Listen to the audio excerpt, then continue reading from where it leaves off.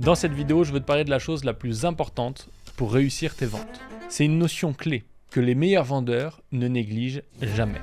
Et je te le dis tout de suite, ça n'a rien à voir avec la négociation, les questions que tu poses pendant les entretiens, ton état d'esprit ou encore des astuces de filou pour pouvoir manipuler les gens. Mais surtout, c'est quelque chose que j'ai appris à mes dépens. En 2019, je travaillais sur le rachat d'une entreprise californienne qui fabrique des cookies. Et un beau matin, après 4 mois de négociation, je reçois un mail qui me dit « Désolé, on a décidé de choisir l'offre de Robert ». Sauf que Robert, c'est le gars à qui le propriétaire de l'entreprise ne voulait surtout pas vendre. Alors, qu'est-ce qui s'est passé? On avait simplement négligé la gestion du risque. Et tristement, une mauvaise gestion du risque peut faire échouer même les deals les plus solides. Alors comme j'ai appris de cette erreur à 800 000 balles, dans cette vidéo, je veux te dire comment tu peux diagnostiquer une offre pour voir si elle est équilibrée. Et surtout, je vais te donner 3 leviers pour diminuer le risque aux yeux de tes prospects. Commençons par voir ce que tu sais déjà sur la vente. On dit souvent que vendre, c'est avant tout créer une offre. Et pour faire ça, il faut résoudre une équation très simple, X de valeur contre Y d'argent. Le mieux maintenant, c'est qu'on prenne un exemple, et on va prendre l'exemple de Tom. C'est mon frère. Et son travail, c'est de vendre des chevaux de compétition. Évidemment, l'objectif de Tom, c'est de gagner le plus d'argent possible. Il va donc influencer au maximum la valeur plutôt que le prix. Ce qui veut simplement dire que pour faire en sorte que les gens achètent, il ne va pas baisser ses prix à tout va, il va faire en sorte de proposer toujours mieux à ses clients. Mais du coup, ça veut dire que pour agir sur la valeur, il doit agir sur 2 choses. D'un côté, la valeur réelle, c'est la valeur que le marché attribue au cheval de cette race et de ce niveau. Il peut agir là-dessus en choisissant des bons chevaux, mais surtout en faisant en sorte d'augmenter leur niveau, en leur faisant faire du travail, de façon à ce qu'ils aient un niveau supérieur et donc qu'ils aient une meilleure valeur sur le marché. Mais il y a aussi la valeur perçue. Et la valeur perçue, c'est la valeur que le client potentiel attribue au cheval. Par exemple, si un client veut un cheval avec des taches, que Tom lui propose ces 2 chevaux, forcément, celui-ci va avoir beaucoup plus de succès. Et là, ce qu'il faut bien comprendre, c'est que même avec 2 offres totalement identiques, la couleur du cheval peut suffire pour avoir la signature. De cette démonstration très rapide à base de cheval, on peut déduire une chose très simple. Vendre, c'est avant tout créer une offre qui correspond à notre prospect, car elle a de la valeur à ses yeux. Logique. Et bah pas du tout, puisque là, il manque un truc super important. Et faire ça, c'est le meilleur moyen de se planter. Parce que si on reprend notre exemple, et que je te dis que dans l'offre A, tu as le droit de tester le cheval, alors que dans l'offre B, tu peux pas tester le cheval. Là, d'un coup, l'offre B, elle devient toute pourrie. Parce que même si la valeur est plus importante, le risque est démesuré. Parce que maintenant, pour le même prix, même si c'est la bonne couleur, tu risques de te retrouver avec un cheval qui ne te convient pas du tout, parce que tu n'as jamais posé le cul dessus. Maintenant, on peut encore aller plus loin, parce que ça a des conséquences.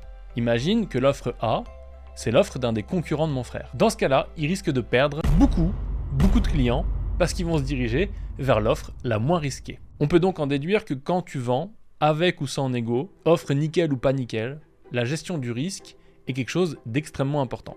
Par conséquent, l'équation d'une bonne offre devient donc X de valeur pour Y d'argent dans la limite de Z de risque.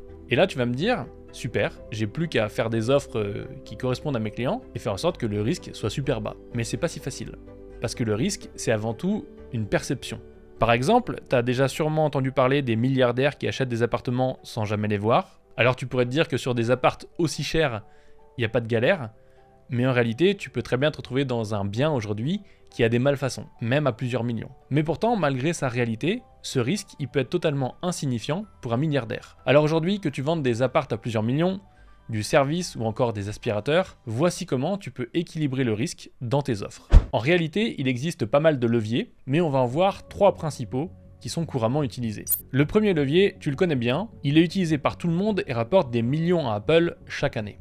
Imagine, tu viens de te payer le dernier iPhone, 1400 €. Et là, tu sors de la boutique et tu le casses. Évidemment, tu es très content d'avoir pris l'Apple Care, parce que du coup, tu peux le faire réparer, sans avoir à payer le prix de la réparation le plus fort. Alors évidemment, ça pour Apple, c'est aussi très facile à vendre, parce que tu viens de payer un iPhone 1400 €, te vendre l'Apple Care Plus à 14 € par mois, c'est pas une grosse dépense. Et ça te permet de dérisquer ton achat de 1400 €. Et d'ailleurs, c'est pareil quand tu prends un billet de train, tu peux opter pour une assurance, ce qui augmente clairement ta confiance, parce que tu te dis, aucun problème, si la SNCF a du retard, quand la SNCF aura du retard, je pourrai me faire rembourser, et mon voyage ne s'arrêtera pas là, je pourrai partir, bref, j'aurai pas d'emmerde. Maintenant, il n'y a pas que la garantie, parce que tu peux aussi proposer d'accompagner la garantie avec l'essai.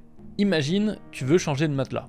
Alors déjà, c'est gros, c'est lourd, et puis surtout, c'est cher. Mais il faut pas oublier que tu vas y passer un tiers de ta vie. Alors face à ça, autant être certain de faire le bon choix. Et malheureusement, pour faire le bon choix, tout le monde sait que aller se coucher sur un matelas au magasin, ça ne suffit pas. Mais surtout, si tu vends des matelas en ligne, tu te rends bien compte que les gens ne peuvent pas les essayer. C'est là qu'intervient la garantie des 100 nuits. L'incroyable matelas. Livraison express et gratuite, 100 nuits d'essai et paiement 3 fois sans frais. Ni trop ferme, ni trop souple. Testez-le pendant 100 nuits, sans risque. Essayez Eve pendant 100 jours, satisfait ou remboursé. Malgré tout ça, parfois tu peux pas proposer ni de test, ni de garantie. Et c'est là qu'entre en jeu un levier très connu dans le monde de l'immobilier, le diagnostic ou l'inspection. Quand tu achètes une maison ou un appartement, un bien immobilier, tu peux choisir de faire une inspection, de façon à vérifier que la toiture, la plomberie, l'électricité et la maison de manière générale n'a pas de problème qu'on t'aurait caché et donc que tout est en ordre de fonctionnement. C'est donc ce qui va te garantir que tu achètes bien ce que tu penses que tu achètes, ou en tout cas ce qu'on te dit que tu achètes. Et d'ailleurs, si on reprend notre exemple du début, quand tu achètes un cheval, tu peux faire une visite vétérinaire. Cette visite, elle permet de vérifier que le cheval est en bonne santé, qu'on ne t'a rien caché, mais aussi qu'il va correspondre et qu'il va être capable de faire les choses que tu imagines faire avec dans le futur. Alors au final, que tu utilises la garantie, le test ou l'inspection, c'est des choses qui te permettent de garantir à toi et à ton client que personne ne sera perdant et que tu vas pas perdre toute ta thune dans cette transaction. Et d'ailleurs, en parlant de perdre toute sa thune, ça arrive souvent à beaucoup de gens qui courent après la liberté financière. C'est donc pour ça que j'ai fait une vidéo dans laquelle je t'explique pourquoi il faut privilégier la sécurité financière et non pas la liberté financière.